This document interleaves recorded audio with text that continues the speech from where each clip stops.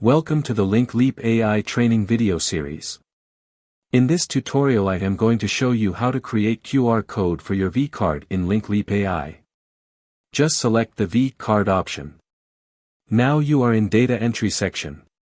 Just add your name, mobile, phone, fax, email, company, job, street, city, zip, state, country, website.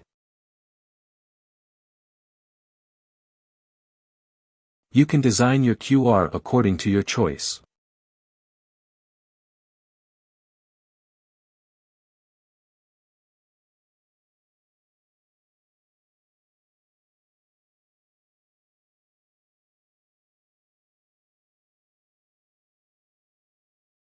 By clicking on Next and your QR code is ready to use. Just download your QR code in your desired format.